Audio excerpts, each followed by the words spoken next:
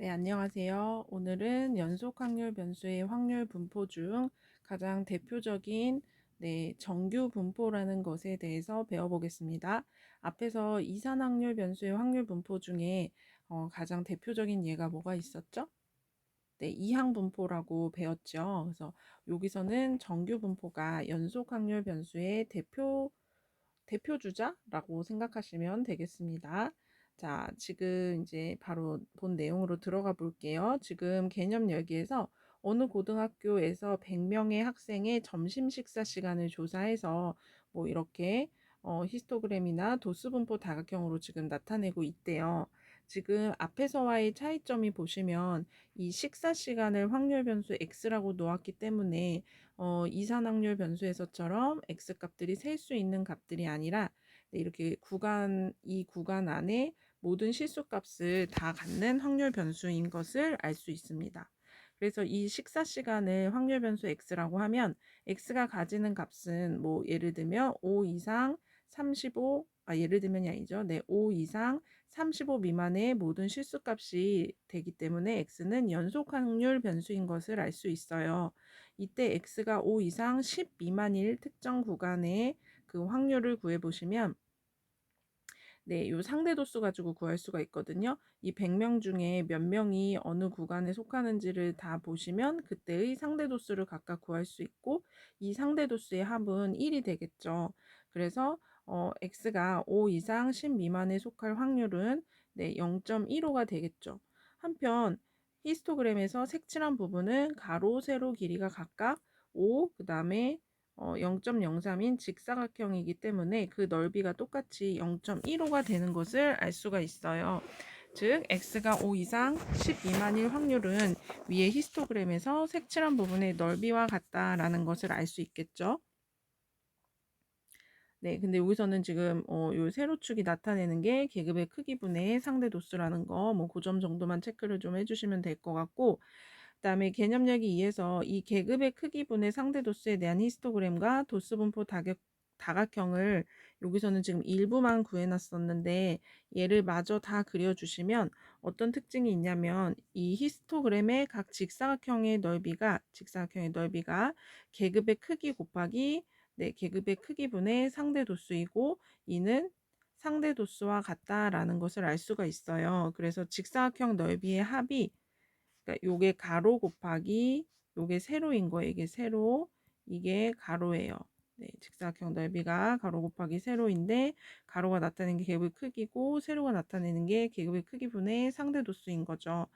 그랬을 때 이 직사각형 넓이의 합은 상대 도수의 합과 같다라는 것을 알 수가 있어요. 이 넓이의 합은 이것의 합과 같다. 그래서 도수 분포 다각형과 가로축으로 둘러싸인 도형의 넓이는 1이 되는 것을 확인할 수 있습니다. 만일 조사 대상수를 늘리고 계급의 크기를 더욱 작게 해서 히스토그램과 도수분포 다각형을 그리면 이와 같이 점점 곡선에 가까워지는 것을 확인할 수가 있대요. 네, 요 계급의 크기를 줄이고 그 다음에 조사 대상 수를 늘리면 점점 곡선에 가까워진다. 이때 이 곡선은 항상 x축보다 위에 있고 x축보다 위에 있어요. 그 다음에 이 곡선과 x축으로 둘러싸인 부분의 넓이는 1이 되겠죠. 이 부분의 넓이가 1이 되겠습니다. 다 마저 안 그려지네요. 네.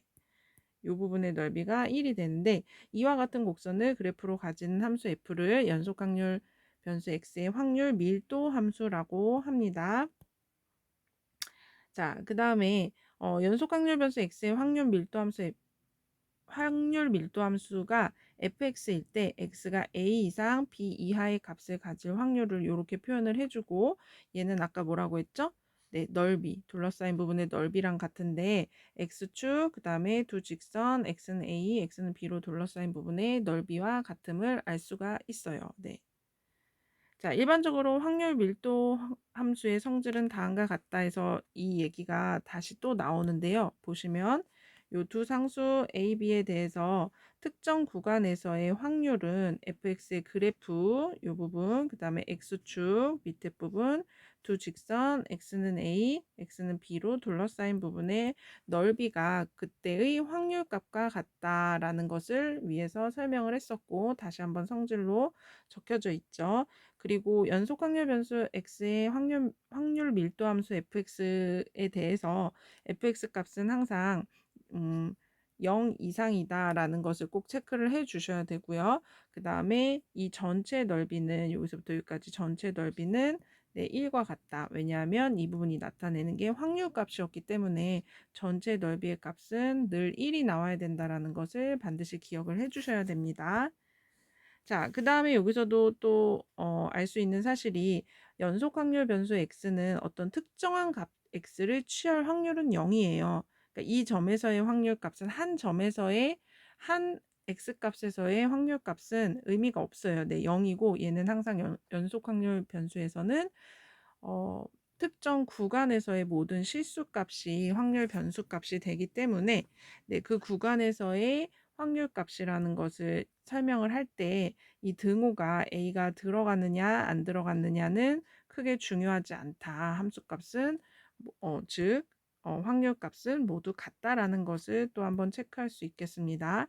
자, 그럼 예제 1번에서 확률 변수 x의 확률 밀도 함수가 이렇게 생겼을 때 A의 값을 구하라고 했거든요. 그러면 이 애가 확률 밀도 함수가 되려면 확률 값이 항상 0 이상이어야 되기 때문에 A 값도 마찬가지로 0 이상이 돼야 돼요. A가 음수면 X 값이 다 양수이기 때문에 네, 확률 밀도 함수의 값이 음수가 나올 수가 있거든요.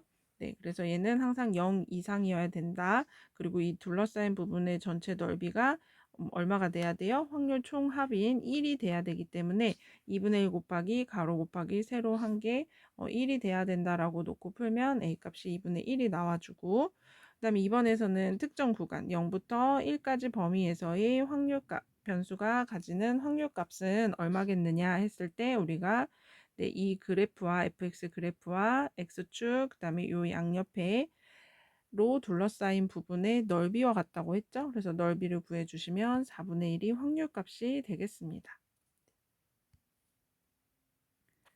자, 그러면 문제 하나만 더 풀고 마치겠습니다. 확률 변수 x의 확률 밀도 함수가 이렇게 생겼대요. 그때 특정 구간 1부터 3까지에서의 확률 값을 구하세요 했는데요. 그럼 일단 a 값을 구해야지 이 함수 fx랑 x축으로 둘러싸인 부분의 넓이를 구할 수 있겠죠. 일단 x 값이 0부터 4까지이기 때문에 이 a도 양수가 돼야 0 이상의 값이 돼야 된다는 것을 알 수 있어요. 자, 그랬을 때 요 그래프를 이렇게 좀 그려봤거든요.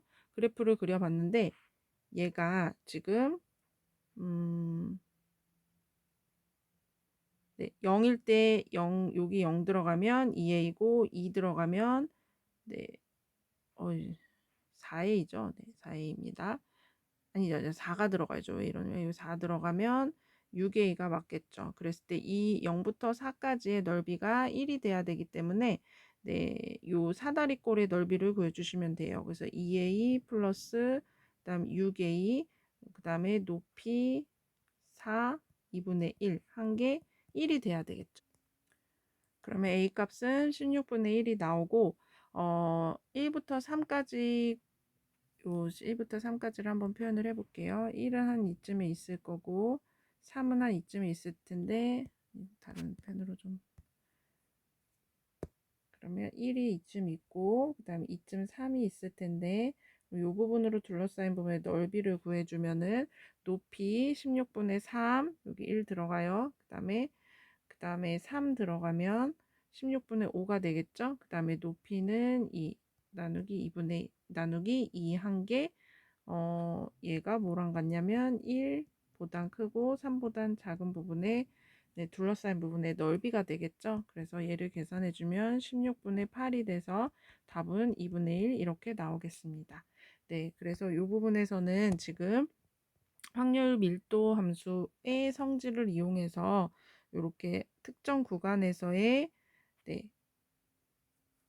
확률 값을 구할 수 있고요. 그 다음에 fx에서의 형태도 구할 수 있습니다. 네, 그래서 여기가 조금 생소할 수는 있는데요. 이 연속 확률 변수의 확률 분포를 중에서 정규 분포는 어떤 특징을 가지고 있는지 다음 시간에 조금 더 자세히 알아보고 그 전에 확률 밀도 함수의 성질에 대해서도 꼼꼼히 체크를 하고 넘어가 보면 되겠습니다. 네, 수고하셨습니다.